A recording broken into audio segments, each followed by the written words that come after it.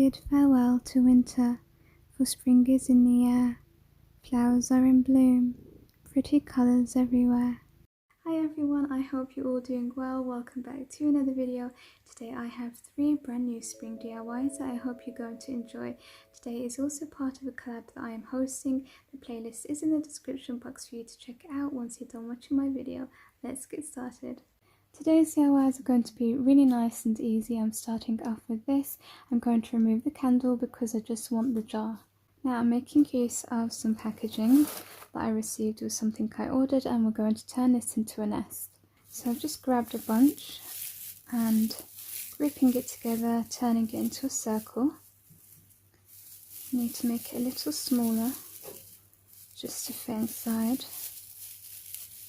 You can also do this from raffia. And it's nice because it makes it look really rustic. And then I'm just going to work on the centre, just filling it up. And then you can neaten it up, just take some scissors, cut off all of this excess here. Now I'm happy with my nest. I'm going to take some eggs and we're just going to place them inside. Then I'm going to be making use of my die cut book. You can just search something like this, like a vintage bird, on the internet and print it out onto some card.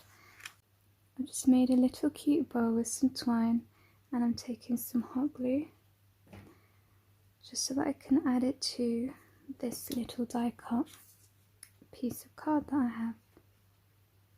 And we're just going to stand it here at the back.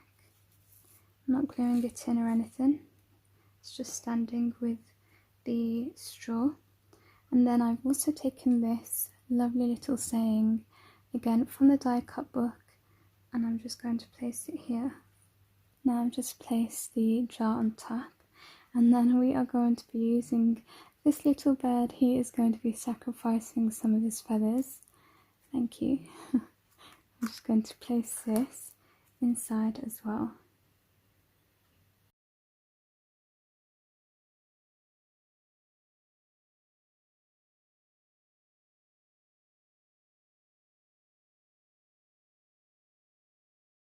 For the next DIY, we are going to be making a wreath. So this is my wreath, and then you need a piece of material. I'm just going to kind of roughly measure how much I need to cut. Once you have your material cut out, you're going to stick it to your wreath on the sides at the back like this. Now I'm going to use my stamps to stamp out spring.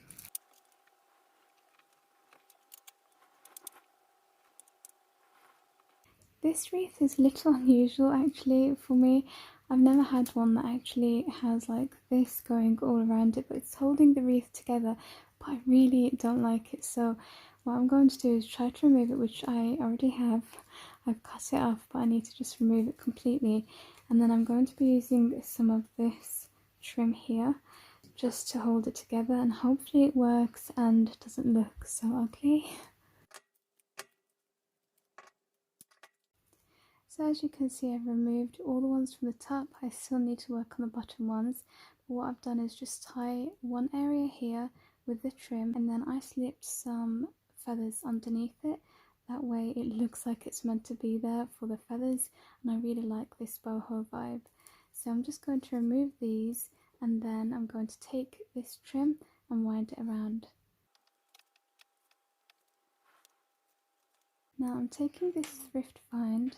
I'm just going to cut this little bit at the bottom because the wreath is turning out quite boho, so I thought this would be a really nice touch just to finish it up. And now I'm just going to attach it using some hot glue to the bottom of the wreath.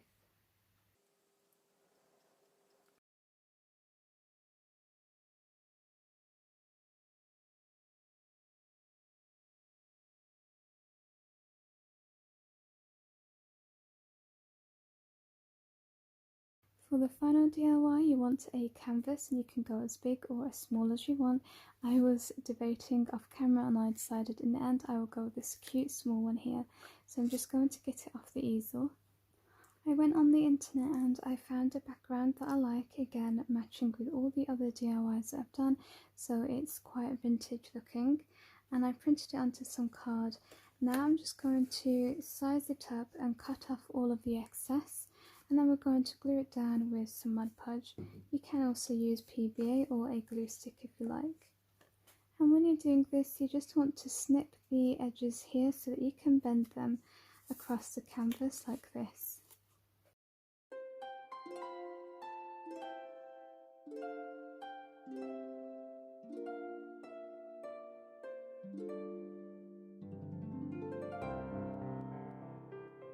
Now I'm taking one of the stamps that I have. This is some scripted font, and then I've got some ink here that I'm going to use, and we're just going to stamp the canvas that we've covered with the card.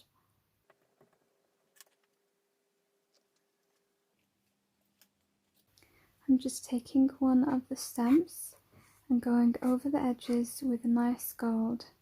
Now I'm just taking a 3D butterfly sticker, and I'm taking the gold and just going over the edges of the sticker with it, and then on top as well, because it's glittery and it adds a really nice shimmer to it. And now I'm just going to stick it in the center of the canvas.